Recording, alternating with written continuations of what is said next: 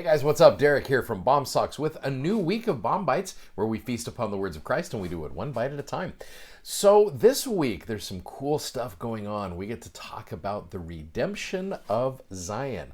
Now, in order to understand what the redemption of Zion really is, we need to backtrack to section 101 for a minute. Now, we talked about 101. That's when I did my Friday's episode. It was like 15 minutes, but it turned out pretty good as far as why the Lord allowed the saints to go through the difficulties that they went through.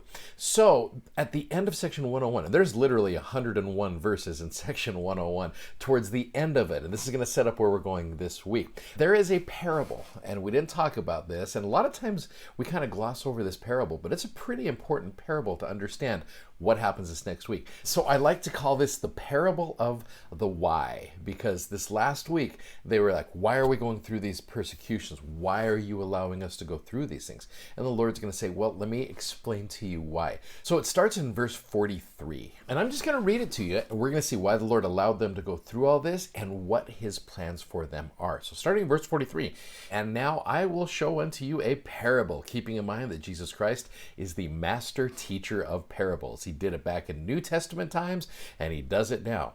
That you may know my will concerning the redemption of Zion. This Jackson County, Missouri, all of these saints there.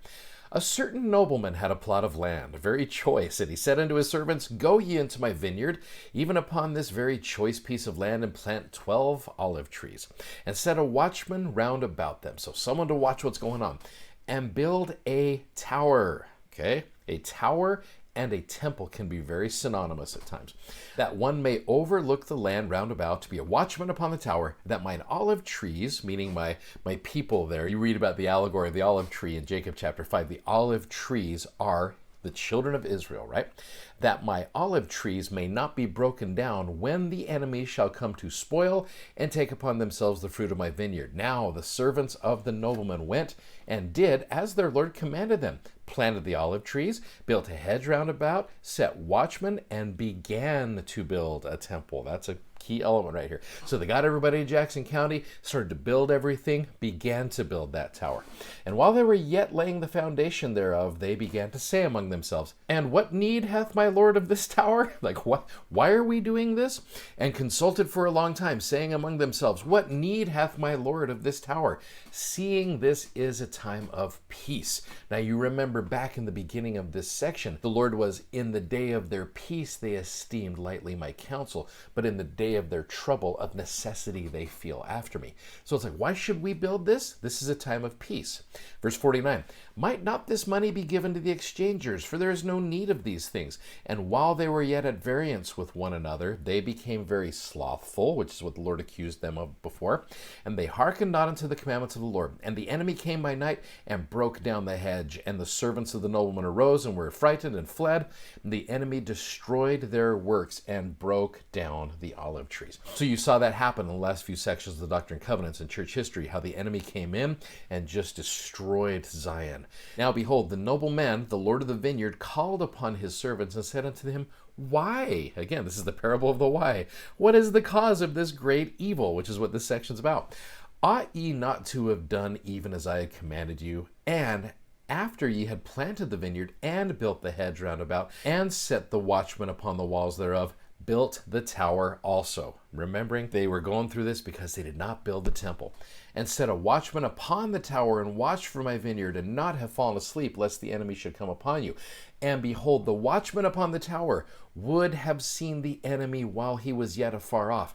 And then ye could have made ready and kept the enemy from breaking down the hedge thereof, and saved my vineyard from the hands of the destroyer.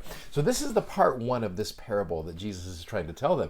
He's like, look, if you guys had just built the tower, you started building, that's awesome. But if you had just built the tower, even got it going to where you had a watchman upon this tower, he could have helped you prepare for when the enemy comes. So this is the Lord saying, look, this is why you're going through all this stuff, because you did not build the temple. Now, concerning the redemption of Zion, let's keep going with verse 55. And the Lord of the vineyard said unto one of his servants, Go and gather together the resident of my servants, and take all the strength of mine house, which are my warriors, my young men, they that are of middle age also, among all my servants, who are of the strength of mine house, save those only whom I have appointed to tarry.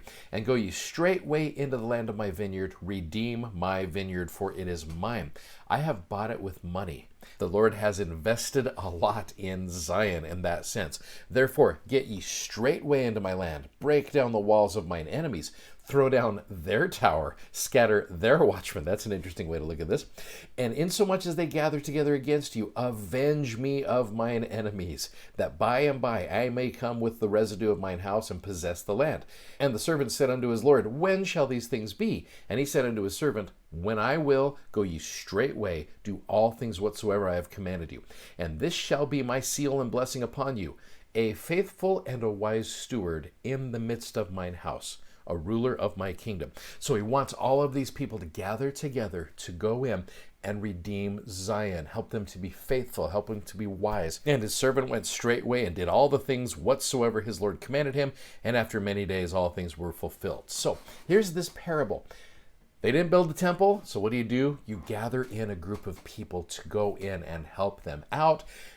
Guys, let me introduce you to a little time of church history called Zion's Camp. Okay, the whole purpose of this is to redeem Zion. Joseph Smith, the servant of the Lord, gathered all of these people together, and we're going to go and redeem Zion. So there's a little introduction to you for this week with regards to Zion's Camp, because you're going to see the next 2 days. So we're doing today, and then Tuesday and Wednesday, we're going to do a little bit with Zion's Camp, and then do something else with some of these other sections in here on Thursday and Friday. So enjoy Zion's Camp. It's a cool story. There's some great stuff in there, and you see why the Lord wants to redeem his chosen people, Zion. So anyway, thanks for watching, thanks for subscribing, and thank you for sharing these messages. If you haven't already, go check out our amazing socks, our gospel themed socks at bombsocks.com. You guys are awesome. Godspeed. See you tomorrow. Bye-bye.